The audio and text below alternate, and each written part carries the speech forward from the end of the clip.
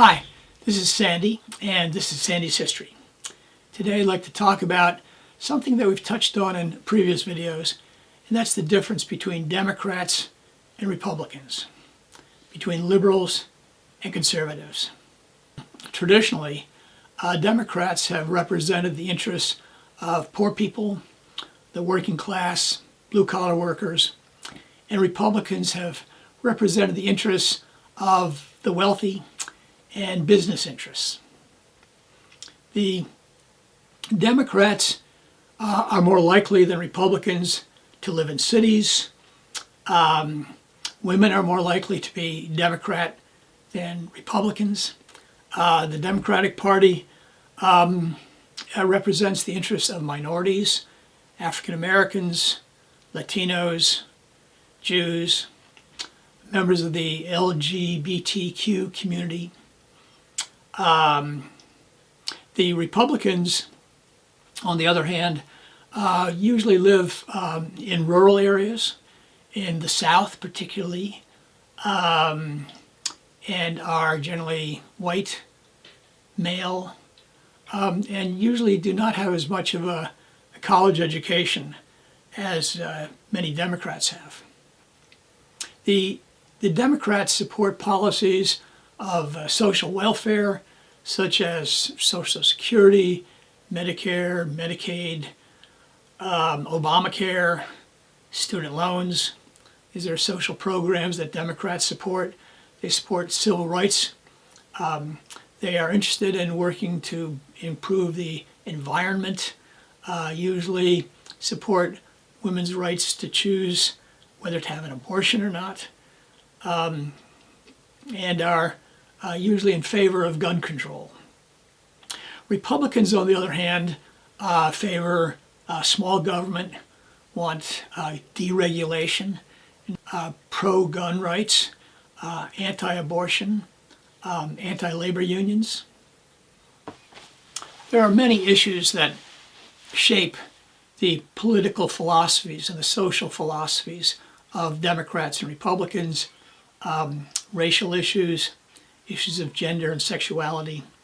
But I think probably key to understanding the different philosophies of liberals and conservatives are the economic philosophies of the two parties. Generally, Republicans trace their economic philosophy back to Adam Smith. And as we've talked about in the past, Adam Smith believed that there were laws governing the economy of supply and demand. And if these laws, these economic laws, were allowed to play out without government interference, the economy would prosper. Anytime that the government interfered with the economy, it tended to screw things up. This is, I think, key to economic conservative Republican philosophy. And they apply this, I think, to society in general, that the government should have a minimal role. They believed in as few regulations as possible. Deregulation is the term for this.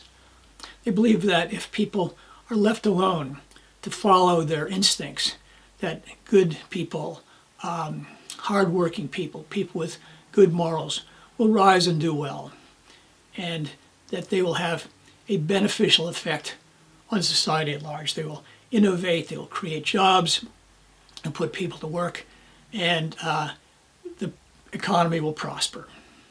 They believe that taxes should be minimal.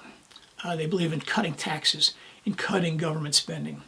Oftentimes this means cutting taxes on the wealthy and cutting spending on people at the bottom of the social economic ladder.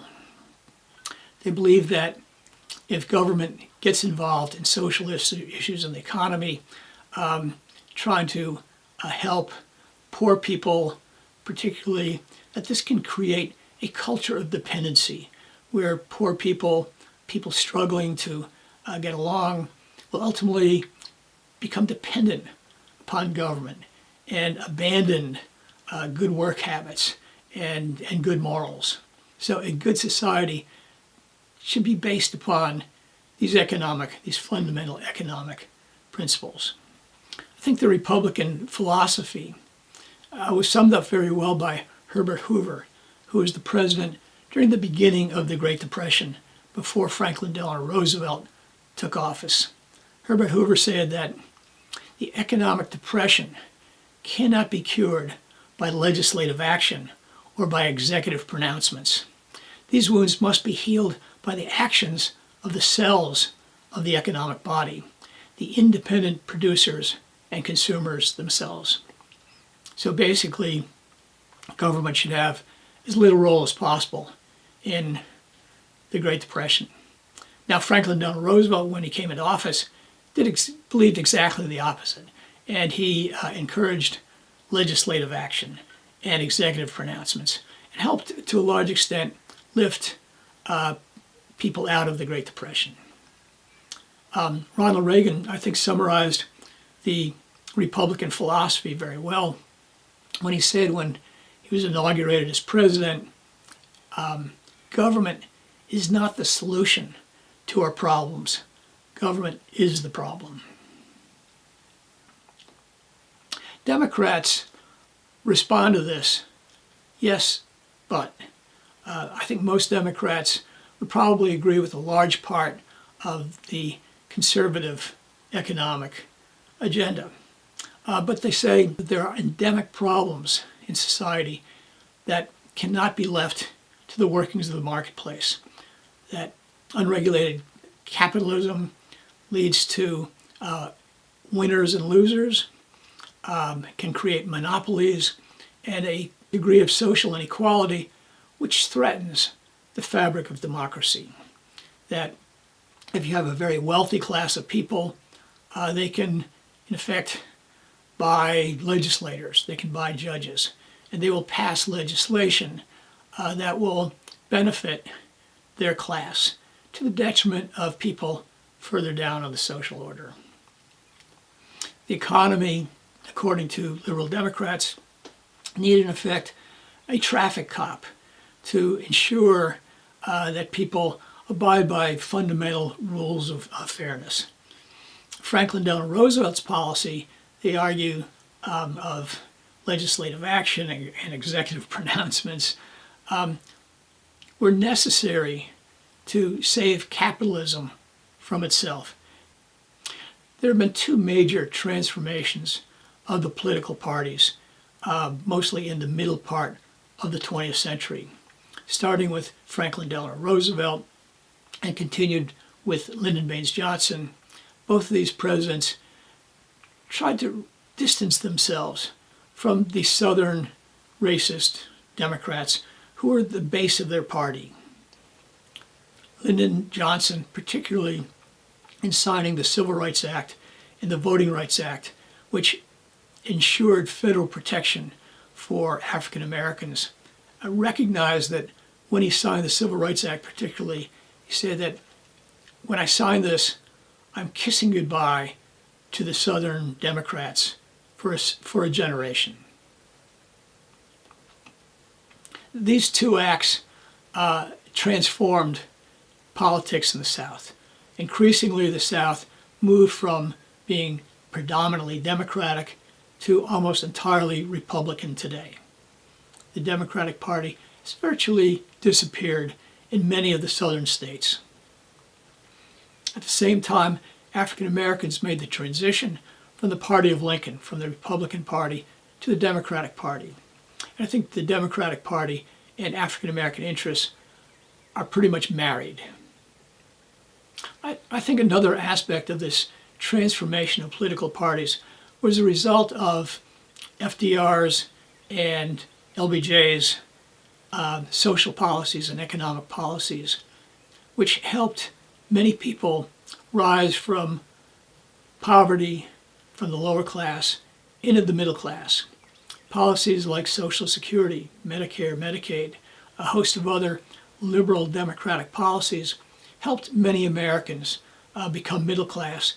As middle class, I think they increasingly aspired to the ideas of conservative Republicans. They believed that their hard work and good morals were solely responsible for their new prosperity, and oftentimes ignored the role that government had played in their lives. The second great transformation of the American political system began in the latter years of the 20th century and continues to this day. At one time, it was possible to be a moderate conservative or a moderate Democrat. That's increasingly difficult today. At one point, it was possible to accept some of the ideas of the Republicans, some of the ideas of the Democrats, and put it together in your own personal mixture. Increasingly, one is a Democrat or a Republican. There's very little philosophical middle ground between these two positions. There are a lot of reasons for this. I think one of the fundamental reasons is that America ceased to become a predominantly industrial nation. Our economy today is more a service economy. More and more women have entered the job market. Oftentimes men's jobs have been replaced by automation. This has had dramatic consequences for the way we live, for gender relations particularly, as well as for our economy. Oftentimes, this transformation of the economy has led many Americans to become anxious and frustrated and angry. And this is reflected in their political philosophies. I think as well, starting in the 1990s, Republicans, particularly led by Newt Gingrich, who was Speaker of the House during the Clinton years, Republicans adopted a very combative rhetoric. Increasingly, they described their political opponents as enemies.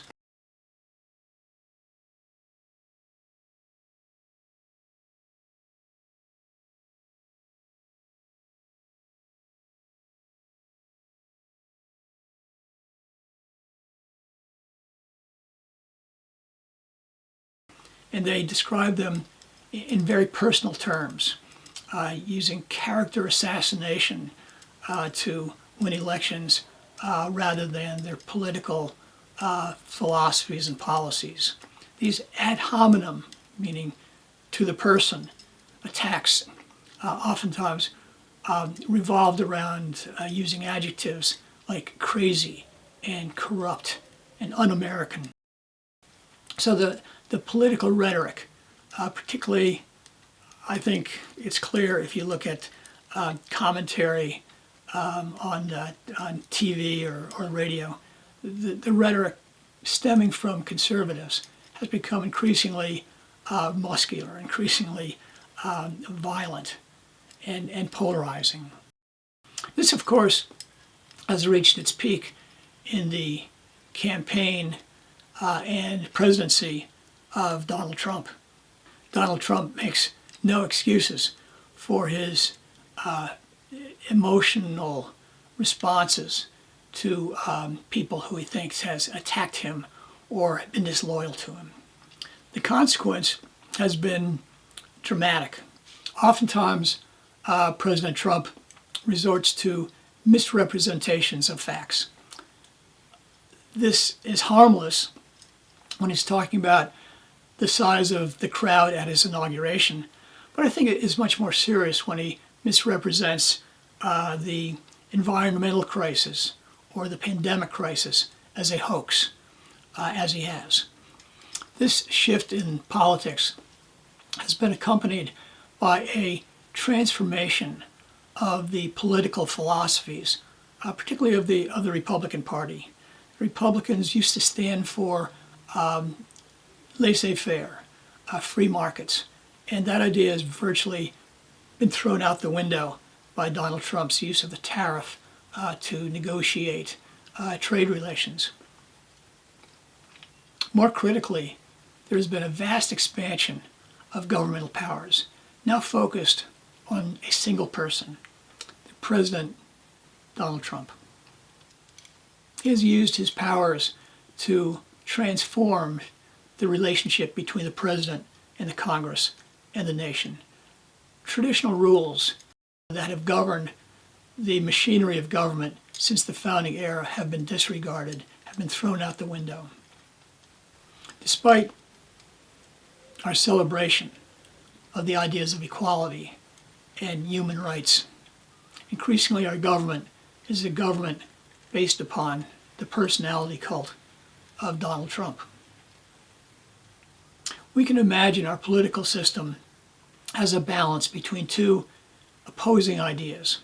On the one hand, conservative Republican ideas based upon individual self-help, on hard work, good morals, and on the other hand, a liberal democratic idea of a strong centralized government addressing issues of poverty, of racism, of the environment.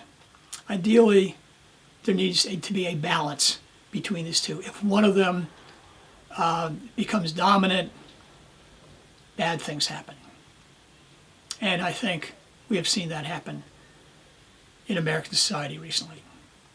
Now, the solution to all this, the solution to these competing ideas, is to have an active citizenship who are educated and participating in the political process. Education, I think, is the key. And that's what this is all about. So, thank you for watching.